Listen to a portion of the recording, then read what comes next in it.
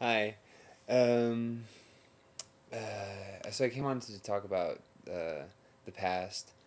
My past videos, I had a bit of a conniption in those videos. Let's just say I got really into being a bit out there, and I really enjoyed being completely off the topic. And so, if you watch my past videos, you'll see a totally different Marshall. Um, I was kind of giddy and weird and superficial. But it was for the best, I think, and now my thoughts are much more orderly and straightforward, and so I can talk to you about just anything.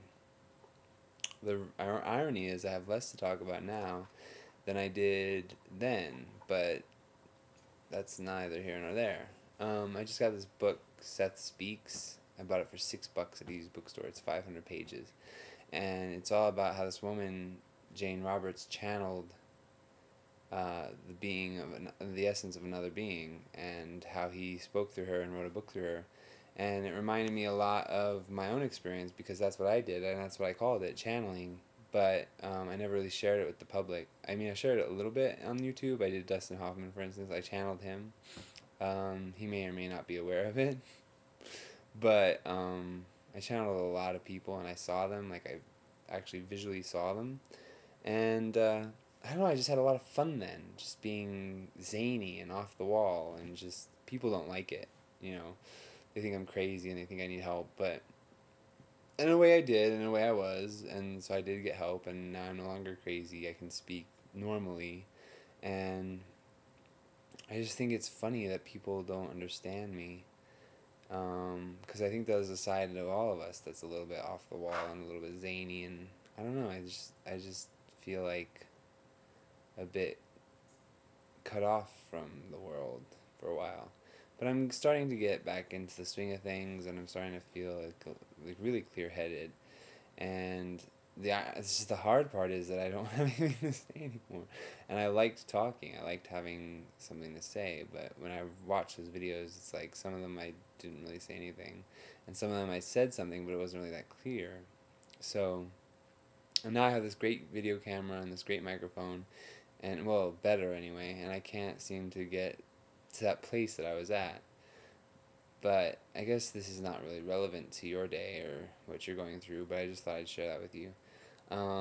It's funny because I don't speak from the heart any. Well, I do speak from the heart, but I don't speak from a place that's not pertinent to daily life, you know? Because for a time there, I was like expressing a deeper truth, a deeper reality.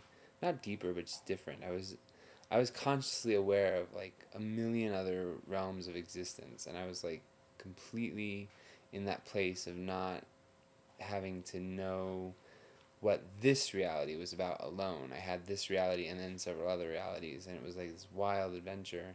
And I wanted to share that on YouTube, and I guess people don't respond well to me being myself, which is what I was. And now I'm much more level headed and much more clear in this realm. And it frustrates me because I think I was aware in that realm too. I just came off as a bit standoffish because people had put me in hospitals and had injected me full of needles, and it was really a pain in the ass, and so I was very defensive and very paranoid.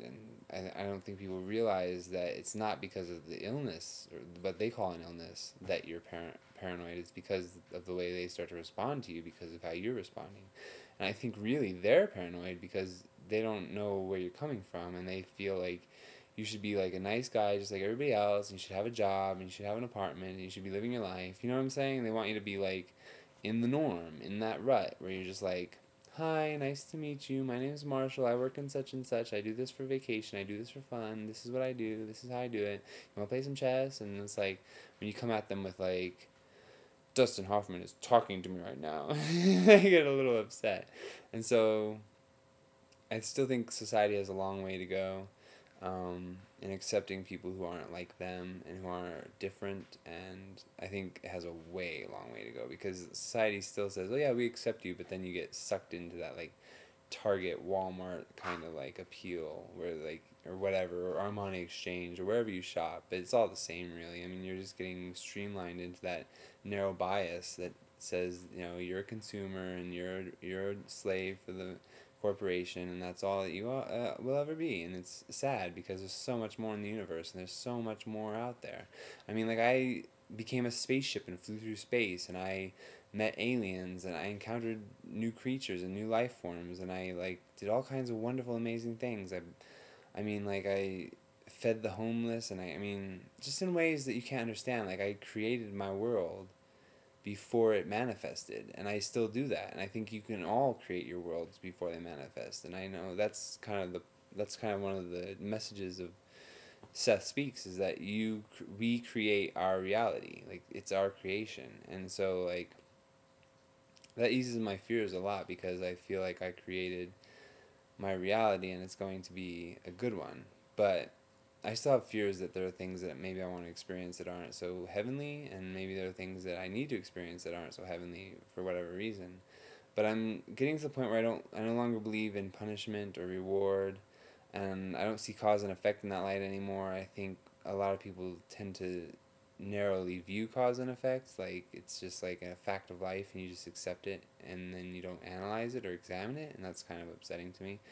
Um, it's funny because when I ask people for an understanding of cause and effect, they're like, yeah, it's this thing that exists and stuff happens and you cause it, and I'm like, okay, well, that's a nice explanation, but I guess you have to live it for yourself, and that's all that really matters. So don't take offense at what I said, anybody in particular.